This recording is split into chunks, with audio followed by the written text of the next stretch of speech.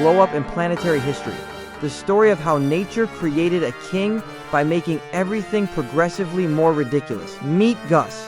He's a Guanlong, living about 160 million years ago in what is now China. He's technically a tyrannosauroid, a proto-tyrant, but look at him. He's fluffy, he's gangly, and he's got this ridiculous crest on his nose like a punk rocker who doesn't know the band. He spends his days chasing tiny lizards and trying desperately not to be someone else's lunch. The problem was, the world was full of bigger, meaner dinosaurs. Gus and his relatives were constantly getting shoved into the prehistoric lockers. Something had to change. And evolution's answer, over millions of years, was simple: get bigger. Like way bigger. So the family started hitting the evolutionary gym. The legs got powerful. The body swelled into a multi-ton sledgehammer of muscle. They were finally getting respect.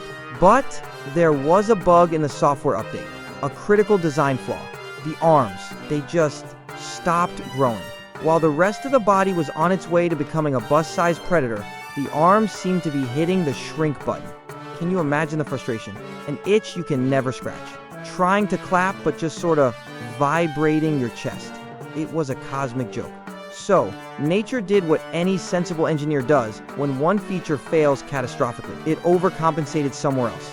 The head. The skull became a weapon of mass destruction.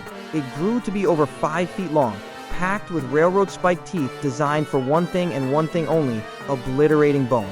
With a head like that, who needs hands? You don't need to politely grab your food when your face is a hydraulic press with a mouth. The bite force became legendary. We're talking 12 to 800 pounds of pressure.